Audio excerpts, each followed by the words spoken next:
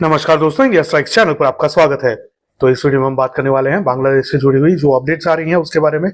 पिछले वीडियो में हमने कुछ बात कही थी, जो चिन्मय कृष्णदास जी को अरेस्ट कर लिया गया था उसके संदर्भ में, और उसी के साथ ही जो परिस्थितियां वहां पर खड़ी हुई थी, जो प्रोटेस्ट हुए थे, और उन्हीं प्रोटेस्ट के बीच में हिंदुओं के ऊपर जो उग्रवादियों की भीड़ ने हमला कर दिया था उसके ऊपर हमने बात की थी। अब उसी के ऊपर आगे क्या हुआ उसके ऊपर यहाँ पर चर्चा करेंगे, और कुछ उसी से जुड़ी हुई खबरें हैं जिसके ऊपर भी नजर डालेंगे, ताकि आपको पता चले कि बांग्लादेश में हाल में परिस्थितियां किस तरह से एकदम ही एक्सट्रीम मोड पर जा चुकी हैं। शुरू करने से पहले वीडियो को लाइक करें, चैनल को सब्सक्राइब करें, बेल आइकन दबा दें ताकि आपको रेगुलर नोटिफिकेशंस मिलते रहें। तो आइए शुरू करते हैं। तो सबसे पहले बात करें अगर चिन्मय कृष्णदास जी की, तो उनको 10 दिन की पुलिस कस्टडी में भेज दिया गया था। अब जिस तरह से हमारे पास सूत्रों के हवाले से खबर आ रही है उसके अनुसार चिन्मय कृष्णदास जी ठीक हैं, उनको ज्यादा दिक्कत नहीं हुई है, लेकिन हाल में वो पुलिस कस्टडी में है। तो उसी के चलते जिस तरह से भारत में साध्वी प्रज्ञा जी को टॉर्चर किया गया था, कुछ उसी तरह का डर चिन्मय कृष्णदास जी को लेकर भी लगा हुआ है।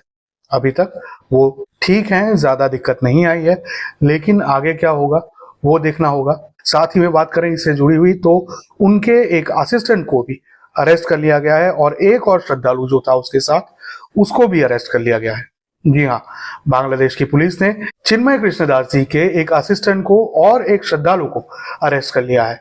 अब ये अरेस्ट क्यों हुआ तो उसके पीछे का कोई भी रीजन नहीं है, लेकिन वो लोग प्रसाद देने जा रहे थे तो उसी के बीच से उन लोगों को उठा लिया गया है।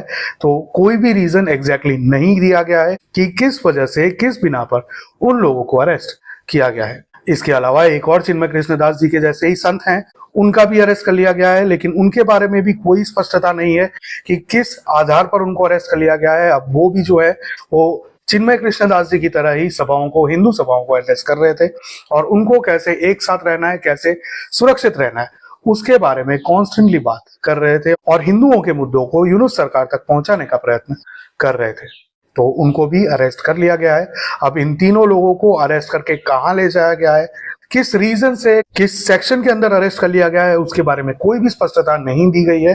तो उसी के ऊपर हम लोग कॉन्स्टेंटली नजर बनाए हुए हैं, कॉन्स्टेंटली ये जानने की ट्राई कर रहे हैं कि किस आधार पर उनको अरेस्ट किया गया है और कहां पर उनको रखा गया है, और वो क्या सेफ है या नहीं, या फिर पाकिस्तान के जैसे ही हालत हो रही है और हिंदुओं को वहां की आर्मी और सिक्योरिटी फोर्सेस के द्वारा भी टारगेट बनाया जा रहा है।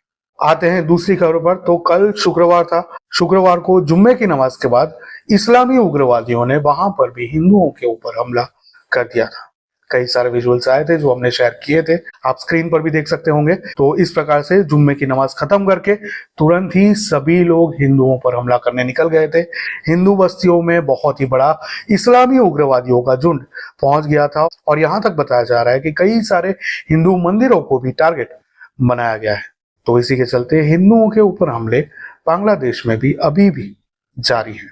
इसके ऊपर ministry of external affairs India से एक और लेटर जारी किया गया है, जिसमें एमईए ने कई सारे सवालों के जवाब यूनुस सरकार से और उनके ऑफिशियल से मांगे हैं कि किस प्रकार से इन लोगों को कंट्रोल करने के लिए यूनुस सरकार काम कर रही है।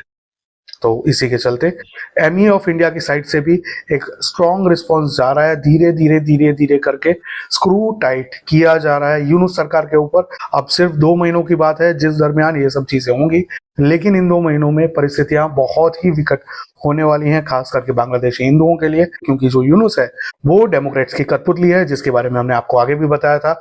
और डोनाल्ड ट्रंप को वो जरा भी पसंद नहीं करता, और डोनाल्ड ट्रंप उसको जरा भी पसंद नहीं करता है। तो इसी के चलते जैसे ही डोनाल्ड ट्रंप आएगा तो संभव है कि यूनुस के ऊपर भी एक प्रकार से क्रैकडाउन हो।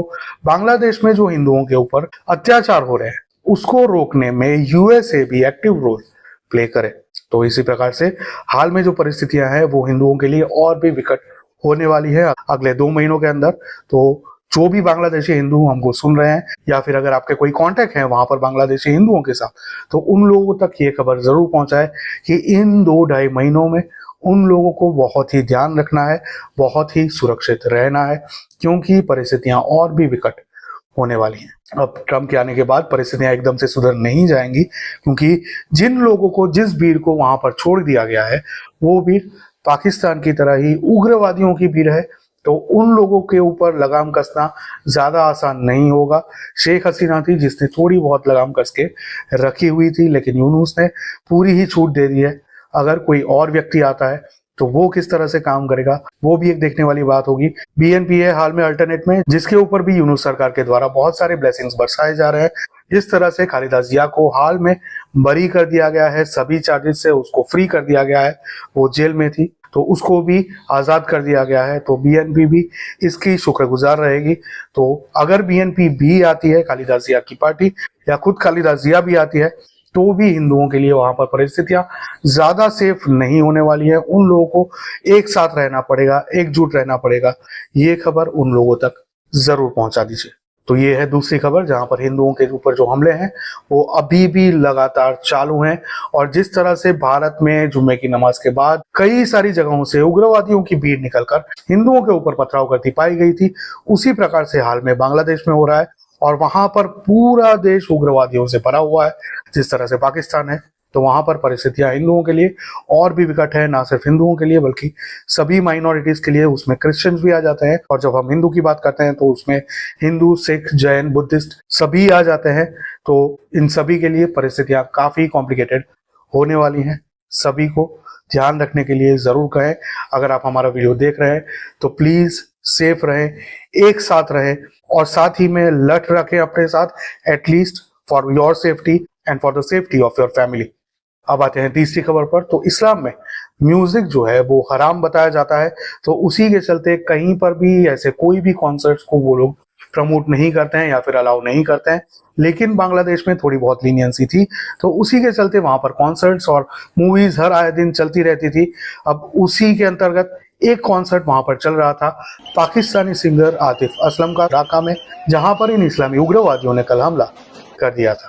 जी हाँ, एक पाकिस्तानी सिंगर आतिफ असलम का वहां पर बांग्लादेश में कॉन्सर्ट चल रहा था, उसके ऊपर इन उग्रवादियों ने हमला कर दिया। और वहां पर जो भी फर्नीचर था, जो स्टेज बनाया गया था, जो भी डेकोरेशंस किए थे, उसमें तोड़फोड़ कर दी और काफी ही उत्पात मचा, जैसे कि आप स्क्रीन पर देख सकते हैं। तो ये परिस्थितियां वहां पर बांग्लादेश में खड़ी हो रही हैं कि वहां पर म्यूजिक भी अलाउड धीरे धीरे करके नहीं होगा। तो ये है तीसरी खबर, जहां पर आतिफ असलम के कॉन्सर्ट के ऊपर हमला कर दिया गया था। अगर इसके अलावा अगर देखें तो इस्लाम में कई सारे लोग ऐसा मानते हैं कि जिहाद एक कॉन्स्टेंट स्टेट ऑफ वॉर है। अगर कोई भी काफिर नहीं है, कोई भी नॉन बिलीवर नहीं है, तो वो लोग जो दूसरे मुस्लिम हैं, जो दूसरी कास्ट के मुस्लिम हैं, दूसरे फिरके के मुस्लिम हैं, उनके साथ भी युद्ध करेंगे, क्योंकि एक फिरका दूसरे फिरके को मुस्लिम नहीं मानता है। तो उसी के ऊपर चलते हुए खैबर पख्तूनख्वा यानी कि पाकिस्तान से भी ये खबर आई थी कि शियाओं के ऊपर सुन्नीज ने हमला कर दिया था। उसी प्रकार का कुछ कल बांग्लादेश में भी हुआ, जहां पर मुर्शिदपुर में देवबंदी सुन्नियों की एक टोली ने शियाओं की मजार पर हमला कर दिया और वहां पर तोड़फोड़ भी की है। ये रहे वो विजुअल्स जिस प्रकार से आप स्क्रीन पर देख रहे हैं। सुन्नियों ने शिया पर बांग्लादेश में भी हमला किया, जिस प्रकार से कुछ समय पहले सुन्नियों ने शिया पर पाकिस्तान के खैबर पख्तूनख्वा में हमला किया था। लेकिन यहाँ पर कोई भी कैजुअलिटी होने की, किसी के मरने की खबर नहीं आई है। लेकिन वो जो मजार थी, उस मजार को तोड़ दिया गया है, ऐसे विजुअल्स आ रहे हैं। तो वहां पर भी जिहाद भले ही कोई काफिर ना बचा हो, फिर भी कॉन्स्टेंटली चालू है। The state of war is constantly going on. अब वहां पर जो पढ़े लिखे लोग हैं, जो पढ़े लिखे मुस्लिम्स भी हैं, उन लोगों को भी ये दिक्कत होने वाली है। वे लोग भी इस प्रकार के इश्यूज फेस करने वाले हैं, क्योंकि वे लोग कंपैरेटिवली मॉडरेट मुस्लिम हैं। वे लोग उतने रेडिकल नहीं हैं, वे लोग इस प्रकार की गतिविधियों को ज्यादा एंडोर्स नहीं करते हैं। हाँ, ये बात जरूर है कि वे लोग इसके सामने आवाज भी नहीं उठाते हैं, जो अनफॉर्चुनेट बात है। लेकिन फिर भी इस प्रकार की चीजें हो रही हैं और ये बढ़ने वाली हैं, अगर कोई भी लगाम इनके ऊपर नहीं लगाई गई तो। और लगाम लगाने वाला हाल में वहां पर कोई भी नहीं है। तो let's see how it goes. Bangladeshi हिंदुओं के लिए फिर से एक बार सिर्फ यही बात कहेंगे, stay United and stay safe. एक रहें, नेक रहें, सेफ रहें। तो ये थी एक और खबर बांग्लादेश से जुड़ी हुई जो कल आई थी। इसके अलावा अगर भारत की साइड से देखा जाए तो कोलकाता में जेएन रॉय नामक एक हॉस्पिटल है, जहां पर कई सारे बांग्लादेशी आते हैं, जो लोग अपना इलाज करवाने के लिए वहां पर मेडिकल वीजा लेकर बांग्लादेश से भारत आते हैं। उन लोगों का इलाज वहां पर जेएन रॉय हॉस्पिटल में होता है। अब जिस प्रकार से विजुअल्स रिसेंटली निकल कर आ रहे हैं, जहां पर भारत के झंडे को डेसिग्रेट किया जा रहा है, उसको डोरमैट बनाकर बिछाया जा रहा है और उसके ऊपर बहुत सारे लोग चल रहे हैं, पैर रख रहे हैं। तो उसी के चलते जेएन रॉय के डॉक्टर्स ने ये स्पष्ट कर दिया है कि वे लोग किसी भी बांग्लादेशी पेशेंट की ट्रीटमेंट नहीं करने वाले हैं। जी हाँ, उन लोगों ने किसी भी बांग्लादेशी पेशेंट को ट्रीट करने से, यहाँ तक कि एडमिट करने से भी मना कर दिया है। जिस प्रकार से भारत के झंडे को और भारत को वहां पर डिमीन किया जा रहा है, वहां पर उसका अपमान किया जा रहा है। तो ये एक बहुत ही सराहनीय स्टेप है जो कि जे.एन. रॉय हॉस्पिटल के डॉक्टर्स ने लिया है। इसके लिए हम उन सभी का साधुवाद करते हैं। इसी प्रकार से भारत के सभी हिंदुओं को, सभी सनातनियों को जागना होगा। जो लोग वहां पर बिजनेस करते हैं, जो लोग वहां से किसी भी प्रकार की आप ले करते हैं, किसी भी प्रकार का ट्रेड करते हैं, उन लोगों को भी जागना होगा। उन लोगों को भी अपना अपना ट्रेड बंद करना होगा, या फिर जो भी सर्विसेज प्रोवाइड कर रहे हैं वो सर्विसेज बंद कीजिए, ताकि उन लोगों के ऊपर, बांग्लादेशियों के ऊपर, बांग्लादेश की सरकार के ऊपर, उनकी इकोनॉमी के ऊपर प्रेशर क्रिएट हो सके कि ये जो हिंदुओं के ऊपर वहां पर हमले हो रहे हैं, वे हमले वो लोग रोकने के लिए मजबूर हो जाए। ये पहल गवर्नमेंट नहीं करेगी, इसके लिए हम लोगों को ही जागना पड़ेगा as a society, as a community. अगर हम बांग्लादेशी हिंदुओं को भी अपने धर्म का पार्ट मानते हैं, अपनी कम्युनिटी का पार्ट मानते हैं, तो हम लोगों को भी जागना होगा और उन लोगों से ट्रेड बंद करने होंगे, ताकि उन लोगों के ऊपर प्रेशर क्रिएट हो। जिस तरह से हिल्सा मछली को लेकर ट्रेड बंद कर दिया था और उसके तुरंत ही बाद ये सब जो गतिविधियां थी वो कंपैरेटिवली स्लो डाउन हो गई थी, कंट्रोल में आ गई थी। तो इसी प्रकार से अगर सभी सनातनी जागेंगे और बांग्लादेश के साथ सभी ट्रेड्स बंद कर देंगे, टेम्पररीली, ये टेम्पररीली करना है, हमेशा के लिए नहीं करना है। जहां तक परिस्थितियां कंट्रोल में नहीं लाती है यूनुस की सरकार, वहां तक ही ये सिचुएशन कंटिन्यू करनी है। उसके बाद आप ट्रेड्स रिज्यूम कर सकते हैं, लेकिन उस समय तक वहां पर जो भी ह्यूमंस हैं, जो भी लोग हैं, उन लोगों को सुरक्षा मिले, उसके लिए आपको ये धर्म का काम करना होगा। ये सिर्फ हम नहीं कह रहे हैं, कई सारे ऐसे हमारे जैसे लोग हैं, राष्ट्रवादी हैं, सनातनी हैं, जो ये कह रहे हैं, कॉन्स्टेंटली अपील कर रहे हैं कि जो भी हिंदू यहाँ से बांग्लादेश के साथ या बांग्लादेश की किसी भी संस्था या फिर लोगों के साथ बिजनेस कर रहे हैं, वे लोग ट्रेड बंद करें। गवर्नमेंट चाहे करे या ना करे, वे लोग अगर ट्रेड बंद कर देंगे तो बांग्लादेश के बिजनेस हाउसेस को भी बहुत बड़ा नुकसान जाएगा, उनकी इकोनॉमी को डायरेक्टली उससे असर होगी। तो उस वजह से ही सही यूनुस की सरकार मजबूर होगी ये जो हमले हो रहे हैं उनके ऊपर लगाम लगाने के लिए। अगर आप हमारी बात से सहमत हैं तो प्लीज इसको आगे बढ़ाइए। अगर आप बिजनेस नहीं करते हैं तो ये बात उन लोगों तक पहुंचाइए जो बांग्लादेश से किसी भी प्रकार का ट्रेड करते हैं, किसी भी प्रकार की बांग्लादेश में सर्विस प्रोवाइड करते हैं या फिर वहां से सर्विसेज लेते हैं। तो ये है खबर जे.एन. रॉय हॉस्पिटल की, जहां पर जे.एन. रॉय हॉस्पिटल कोलकाता के सभी डॉक्टर्स ने सभी बांग्लादेशी पेशेंट्स को एडमिट करने से या ट्रीट करने से मना कर दिया। फिर से एक बार हम उन सभी डॉक्टर्स को धन्यवाद करते हैं, उनका साधुवाद करते हैं इस प्रकार का स्टेप लेने के लिए, भारत के स्वाभिमान के लिए। अब अगर इसके अलावा देखें एक और खबर, जहां पर ये बात अभी तक हम लोग भारत से उठा रहे थे, लेकिन अब ब्रिटिश पार्लियामेंट में भी एक ब्रिटिश मेंबर ऑफ पार्लियामेंट है जिन्होंने भी बांग्लादेशी हिंदुओं के ऊपर ये जो एट्रोसिटीज हो रही है उसके ऊपर आवाज उठाई है। बॉब ब्लैकमैन उनका नाम है, जो कि एक ब्रिटिश एमपी हैं। उन्होंने ब्रिटिश पार्लियामेंट में ये बयान दिया।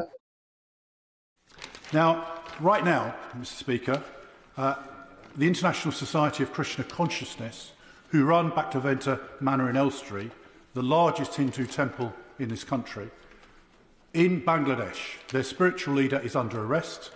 Hindus across Bangladesh are being subject literally to death by their houses being burnt, their temples are being burnt, and there was an attempt today in the Bangladesh High Court to rule that ISKCON should be banned from the country. This is a direct attack on Hindus. Now, this is a threat from India now to take action. We have a responsibility because we enable Bangladesh to be free and independent. Now, whatever the change of government has been in Bangladesh, it cannot be acceptable that religious minorities are persecuted in this way. So far, we've only had a written statement from the FCDO, so could the leader enable an oral statement on the floor of this House so it can bring to the world's attention what is going on in Bangladesh? But he's absolutely right to highlight these issues. We support freedom of religion, belief everywhere, and that includes in Bangladesh. And I will certainly ask the Foreign Office to look into whether they can come forward with a statement about what's happening to Hindus in Bangladesh. तो इस प्रकार से अलग अलग जगहों से आवाज उठना शुरू हो गई है। जो भी पूरी दुनिया में ऐसे लोग हैं जिन लोगों की विचारधारा अभी तक दूषित नहीं हुई, जिनको ये स्पष्ट है कि ह्यूमन राइट्स लोगों के ह्यूमन राइट्स, किसी भी इंसान के ह्यूमन राइट्स क्या होते हैं, चाहे वो हिंदू हो, मुस्लिम हो, ईसाई हो, यहूदी हो, या फिर किसी भी धर्म, किसी भी कास्ट, क्रीड, रेस से बिलोंग करते हैं, उन सभी को जीने का हक है। उसी के ऊपर चलते हुए पूरी दुनिया से धीरे धीरे करके अन्य लोग भी बांग्लादेशी हिंदुओं के लिए आवाज उठाना शुरू कर रहे हैं। ये एक बहुत ही अच्छी बात है, एक पॉजिटिव डेवलपमेंट है हमारे हिसाब से, क्योंकि ये सब चीजें मिलकर यूनुस सरकार के ऊपर प्रेशर क्रिएट करेंगी।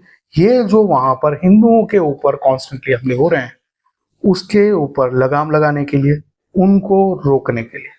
तो इसी प्रकार से बांग्लादेश में कई सारी चीजें पिछले 2-3 दिनों में हो गई हैं, जिसमें चिन्मय कृष्णदास जी को अभी भी कस्टडी में रखा गया है।